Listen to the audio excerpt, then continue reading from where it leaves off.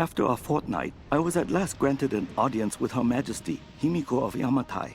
I must confess, she is unlike any woman I have ever encountered. Beautiful, yet inscrutable, calculating even. She surrounds herself with her priestesses of the sun.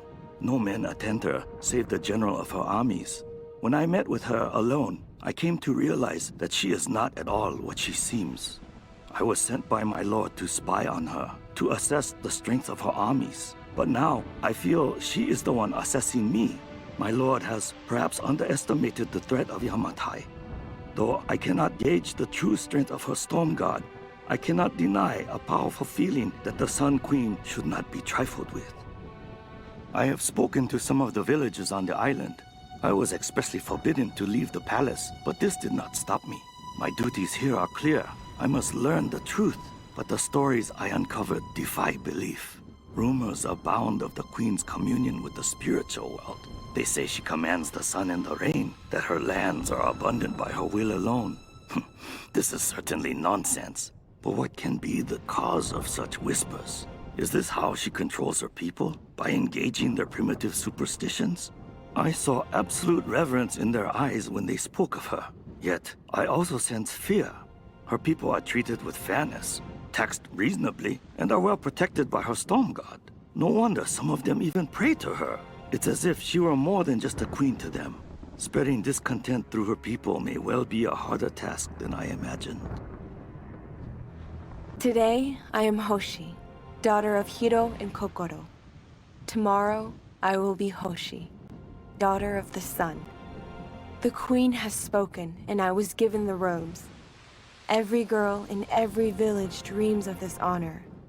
Mother cannot stop crying, and father is beaming with pride. I have never seen him smile so much. This greatest of honors will raise my family to the heights of Yamatai society. We will want for nothing, and someday the Sun Queen may even choose me to take her place. And yet, I cannot deny my feelings. At first I dismissed them as simple nerves, but the unease has grown within me. I could never refuse the call. To do so would invite ruin to my family, but I am frightened of my queen.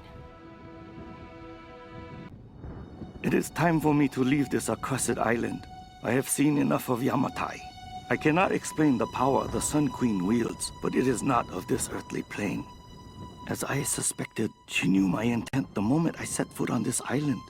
She has manipulated me, toyed with me to see what information I would seek. But she always knew. If I am allowed to leave this place alive, I must warn my lord, warn him that we should avoid Yamatai at all costs. If we wish access to her seas, we should pay any tribute she requires. But we should never cross the Sun Queen. To do so would lead to our ruin. Of the other things I have seen, those dark horrors, I can never speak of again. I want for nothing now. As a priestess of the Sun Queen, I stand above all others in her court. I'm being instructed in languages, etiquette, history, warfare, all the skills needed to rule. And the Queen has been like a mother to me. Warm, attentive, loving. But it all feels false, like some kind of performance. When I talk to the other priestesses, I sense disquiet. Some of them feel as I do. Perhaps all of them. But why? What is it that we all fear? My queen, as I stand in your light, I swear this oath of allegiance to you. As your first storm guard and general of your armies, I will serve you unconditionally and protect the lands of Yamatai and all your people. I will stand at your side for the remainder of my days, relinquishing my post only at your command. If I should fail in my duties, my life is forfeit.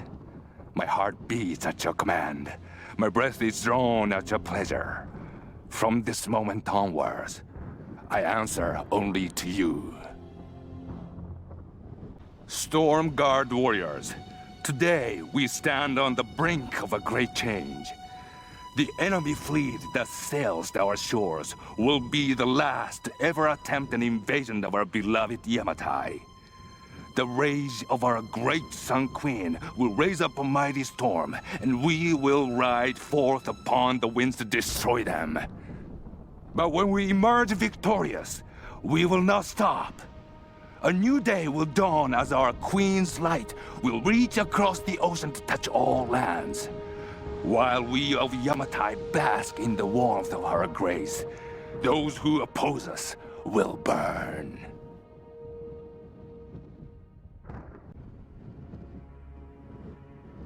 The Sun Queen grows old. Soon she will choose her successor. I fear it will be me. I am now her favorite.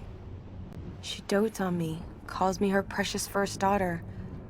Like a doll, she always keeps me close to her, brushing my hair, dressing me in her favorite clothes. It unsettles me beyond words, but more disturbing, she constantly gazes upon my features as if she's looking at her own reflection.